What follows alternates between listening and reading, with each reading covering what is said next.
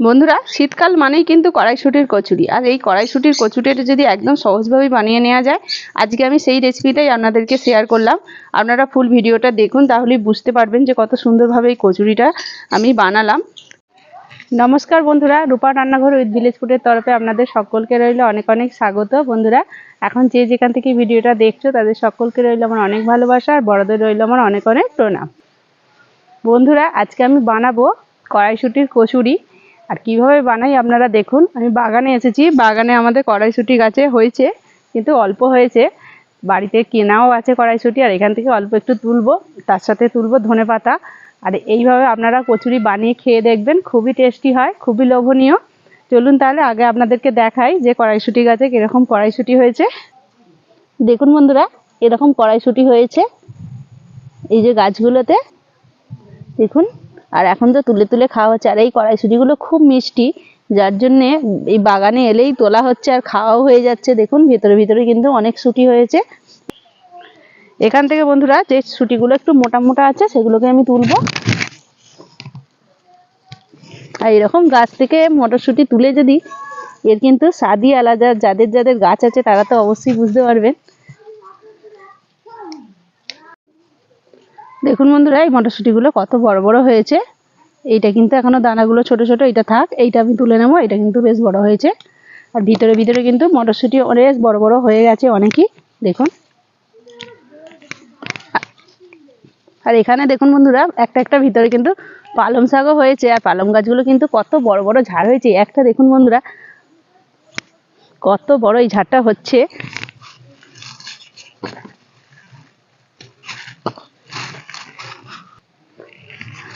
এখান থেকে আমি ধনেপাতা তুলে নেবো। ধনেপাতা গাছগুলো দেখুন, এক একটা ঝাড় কত বড় বড় হয়েছে দেখুন বন্ধুরা। খালি এটা কিন্তু একটাই ঝাড়, দেখুন কত বড় হয়েছে। এবার বাড়িতে যাব, আপনাদেরকে দেখাবো। পুরো ভিডিওটা আপনারা প্লিজ প্লিজ বন্ধুরা দেখুন। আর যারা আমার চ্যানেলে নতুন আছে বন্ধু, তাদেরকে বলবো চ্যানেলটা সাবস্ক্রাইব করে দিয়ে যাও, আর লাইক শেয়ার কমেন্ট করো। দেখুন বন্ধুরা, আমি বাগান থেকে চলে এসেছি ধনেপাতা তুলে নিয়ে। বাগানে আপনাদেরকে দেখালাম মটরশুঁটি গাছে মটরশুঁটি হয়েছে, কিন্তু অল্প হয়েছে। আর এখানে দেখুন, আমি এখানে প্রথমে একটা মটরশুঁটিটা পেস্ট করে নেব। দেখুন বন্ধুরা, এখানে মটরশুঁটির দানা আমি ছাড়িয়ে নিয়েছি। আর অল্প একটুখানি 1 গাঁট মতো আদা আমি কেটে নিয়েছি। আর এখানে দিয়েছি 2টো কাঁচা লঙ্কা, আর একটু ধনেপাতা দিয়েছি।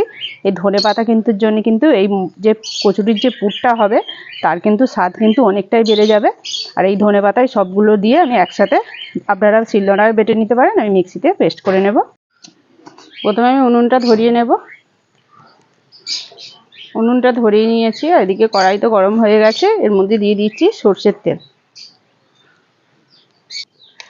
এবার আমি বেটে রাখা পেস্টটা দিয়ে দেব।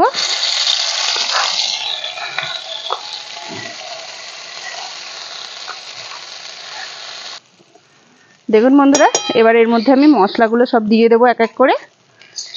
দেখুন বন্ধুরা, এর মধ্যে আমি দিয়ে দিচ্ছি মশলা। দিচ্ছি একটু জিরে, লঙ্কার গুঁড়ো, হলুদ গুঁড়ো, লবণ আর একটু চিনি। সমস্ত মশলাটা দিয়ে দিলাম। যেহেতু আদা আমি একটুখানি ওর সাথে একসাথে বেটেই নিয়েছি।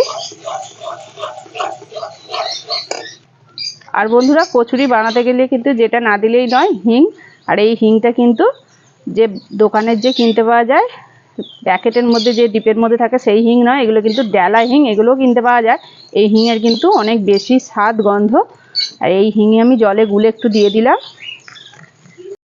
সমস্ত মশলা দিয়ে এবার আমি ভালোভাবে একটুখানি কষে নেব। দেখুন বন্ধুরা, আমার মানু এসেছে আমাদের বাড়ি।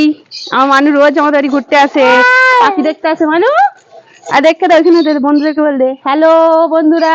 আর দেখছি, ঠিক দেখছি দেখছি। আর আমি এখানে রান্না করছি, আমার মানু এসছে, আমার মানুকে একটু দেখিয়ে দিলাম। যা, মানুষ ছেলে পড়ে গেল যা।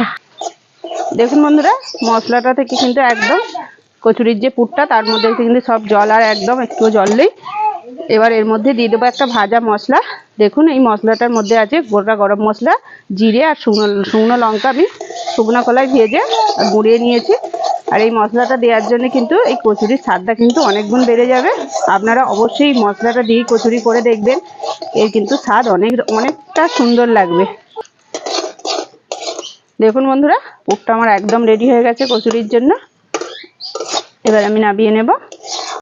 দেখুন বন্ধুরা, কচুরির জন্য আমি একটু ময়দা মেখে নিয়েছি। তার ময়দাটাকে আমি লেচি করে নেব।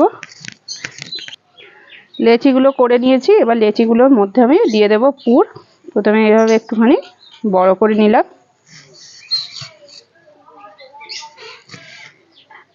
দেখুন এর মধ্যে দিয়ে দিলাম পুর। এবার এইভাবে আস্তে করে আমি পুরো কভার করে দেব। দেখুন বন্ধুরা, এইভাবে আমি মুখটাকে ভালোভাবে কভার করে দিলাম। এবার আমি তেল দিয়ে বেলে নিচ্ছি।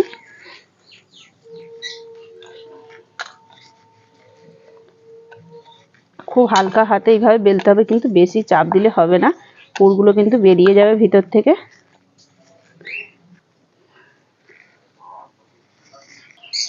দেখুন এই কচুরিটা আমার হয়ে গেছে, এটাকে আমি তুলে নেব।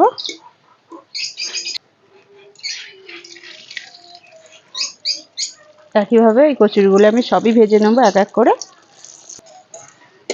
এই কচুরিটাও আমার ভাজা হয়ে গেল। এইভাবে আমি কচুরিগুলো ভেজে নেব। আপনারা দেখবেন বন্ধুরা, এইভাবে করে খেয়ে খুবই টেস্টি লাগে। আর কচুরি কিন্তু এই শীতকালের দিনে সবারই কিন্তু কম বেশি ভালোই লাগে। শীতের দিনে গরম গরম কচুরি হলে কিন্তু আর কিছুই লাগে না। এর সঙ্গে যদি একটু মিষ্টি হয় পুরো জমেই যাবে। আর এইভাবে আমি সুন্দর করে কচুরিগুলো ভেজেও নিলাম। তাহলে দেখতে পেলেন তো বন্ধুরা, কত সহজেই বানিয়ে ফেললাম কচুরিগুলো। আপনারাও বাড়িতে এইভাবে বানিয়ে খেয়ে দেখুন, দেখবেন সবারই মন জয় করে ফেলবেন।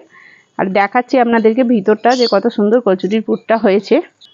দেখুন বন্ধুরা, ভিতরে কিন্তু কচুরির পুরটা কিন্তু খুব সুন্দরভাবেই হয়েছে, আপনারা বুঝতেই পারছেন। তাহলে বন্ধুরা, আজকের মতো এই পর্যন্তই। আবার অন্য কোনো দিন নতুন একটা ভিডিও নিয়ে হাজির হব আপনাদের কাছে। ততক্ষণের জন্য টাটা, নমস্কার।